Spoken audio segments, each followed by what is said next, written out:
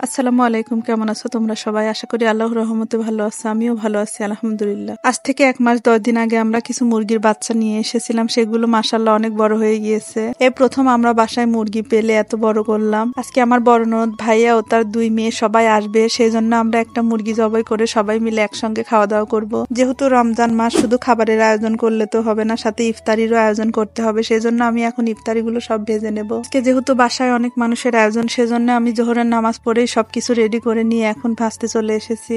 এই তো সব বড়াগুলো এখন ভেজে নেব। বেগুনি, পেঁয়াজু, আলুর বড়া, ডিমের বড়া ও সাথে চিপস, ছোলা, বুন্দিয়া সবকিছুই আমি নিজে হাতে তৈরি করব, মানে রান্না করব। আসলে চিপস তো কিনতে পাওয়া যায়, ওটা নিয়ে এসে তেলে ভাজি করব। আপনারা আবার মনে করবেন না যে চিপসটাও আমি বানাবো। সব ইফতারিগুলো ভাজা কমপ্লিট, সেগুলো রেখে দিয়ে এখন আমি ছোট মাছটা চুচুরি করে নেব। ছোট মাছগুলোকে এখন আমি সমস্ত মশলা দিয়ে, টমেটো এবং পেঁয়াজ দিয়ে মেখে ভালোভাবে চচ্চড়িটা করে নেব। ছোট মাছ রান্না শেষ করে এখন আমি মাছের ডিম ভুনা করব। ফ্রিজে রেখে দিয়েছিলাম, এখন বের করে দেখছি কালো হয়ে গিয়েছে, মানে ডিপে রাখছিলাম, ডিপ থেকে বের করে এখন দেখতেছি এরকম কালার হয়ে গিয়েছে। মাছের ডিম ভুনা করা শেষ করে এখন আমি গোস্তটাকে রান্না করে নেব। মশলাটা কষানো হয়ে গেলে গোস্তগুলোকে দিয়ে এখন আমি ভালোভাবে নেড়েচেড়ে কষিয়ে নেব।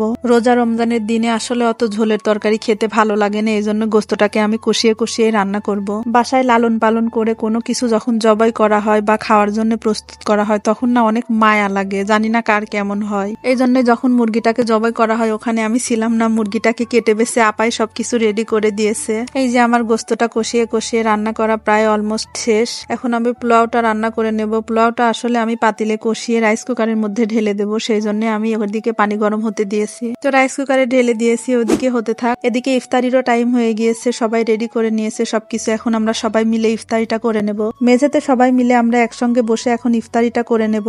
একজন দূরে বসেছে, তাই তার জন্য একটা প্লেটে সুন্দরভাবে রেডি করে তাকে দিলাম, আর সবাই মিলে আমরা এই ডিশের মধ্যে মুড়ি মেখে সবাই খাচ্ছি। ইফতারিটা শেষ করে নামাজ কালাম পড়ে এখন সবাই মিলে আবার খেতে বসে গিয়েছি। এই তো সমস্ত খাবার সুন্দরভাবে পরিবেশন করে নিয়েছি, সাথে একটু মাছ ভেজে নিয়েছি এবং সালাদ করা হয়েছে, সাদা ভাতও ছিল।